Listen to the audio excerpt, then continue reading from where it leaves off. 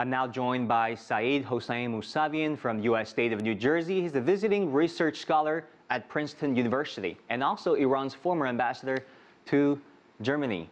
Good to have you with us, sir. My question to you is, we heard Mr. Trump saying that from Lebanon to Iraq to Yemen, Iran, quote unquote, funds, arms, and trains terrorists, militias, and other extremist groups that spread destruction and chaos across the region. And Iran has for decades fueled the fires of sectarian conflict and terror. Do you agree with Mr. Trump's assessment? I believe Trump even does not believe himself about what he's saying, because before election, during the campaign, Trump publicly said Saudi Arabia is the source of #1 of terrorism worldwide. He publicly said he blamed Saudi as the source #1 of terrorism.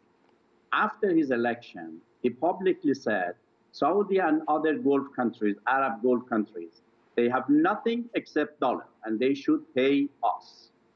Therefore, it is clear Trump is after hundreds of billions of dollars of Arab Gulf countries' wealth and money, petrodollars, to create jobs in the United States, to renovate the infrastructure of United States with Arab petrodollars.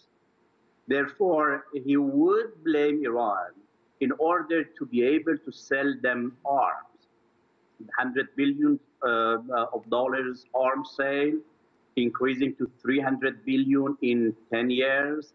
It is just to get the petrodollars for the U.S. Therefore, he knows what he is doing. He knows the source of terrorism. It was not only Trump, even Obama administration, the U.S. media, they have thousands of reports saying Saudi Arabia, Wahhabism, the source of fund, money, ideology, weapon for ISIS, Al-Qaeda, Jabhat al-Nusra, and the jihadi Sunni terrorist groups in the region. They know everything. Therefore, I believe Trump is only after business, and he really does not mean fight against terrorism. If he wants to fight against terrorism, he and other American and European and the world powers, they know where is the source of terrorism. The source of ideology of ISIS is not Shia, is Wahhabism. Wahhabism is, the motherland is Saudi Arabia. Ambassador Mousavian is coming from Saudi Arabia and GCC countries. Therefore, they are going to just get the petrodollars at the expense of Iran. Ambassador Mousavian, I want to ask you now about U.S.-Iran relations. We know Iran's newly re-elected leader, Rouhani, is considered a moderate who improved ties with the previous U.S. administration. And now with Trump's very harsh rhetoric towards Iran, do you think there could be a missed opportunity for Iran and the U.S. to improve relations? I believe the nuclear deal was a very good sample. The U.S. engaged Iran after 38 years. For the first time, high-level talks on one of the most important international crises, which was Iranian nuclear issue. After 18 months of negotiation, direct negotiation between Iran and the U.S., high-level negotiations, Iran and the other world powers, China, Russia, Europeans, diplomacy succeeded.